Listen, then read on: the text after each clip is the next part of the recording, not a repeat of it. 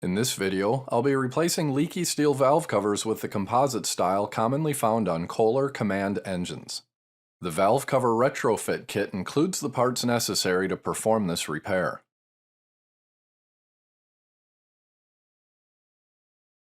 Be sure to follow the included instructions regarding safety, specific procedures, and torque values. Remove the fasteners securing the blower housing.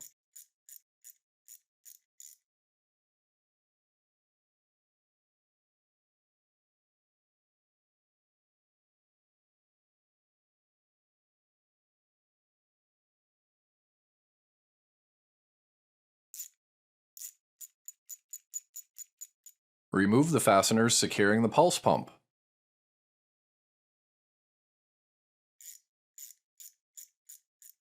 Remove the blower housing from the engine. Remove the pulse hose from the pulse pump. Then move the pulse pump and hoses out of the way. Remove and discard the valve cover fasteners.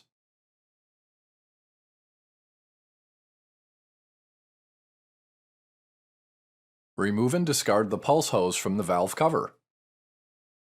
To break the RTV seal, use a block of wood and a mallet. When the seal is broken, oil will drain from the valve cover, so be ready with an oil catch pan or a suitable container. Perform the same procedure to remove the valve cover on the remaining cylinder head.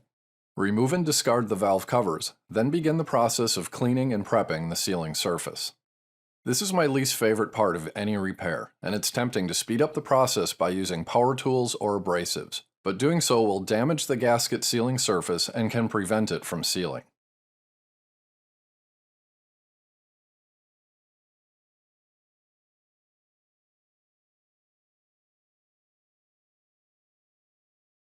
Remove any debris that falls into the sealed area of the valve cover.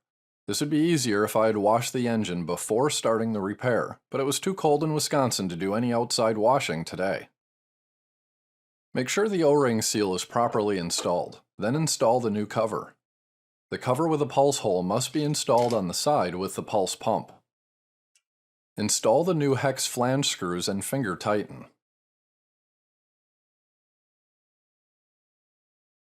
Torque cover screws to 80 inch-pounds using the sequence shown by the installation instructions.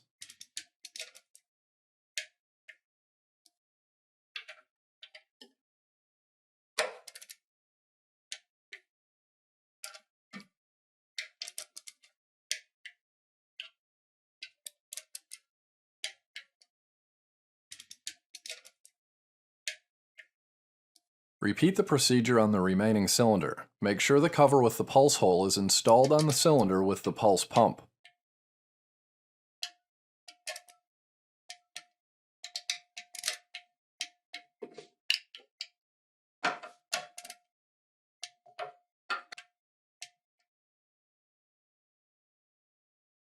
Install the pulse hose into the valve cover.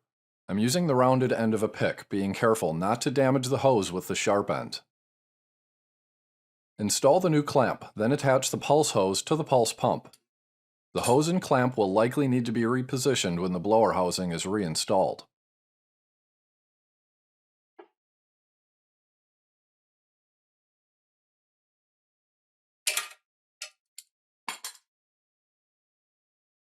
Reinstall the blower housing.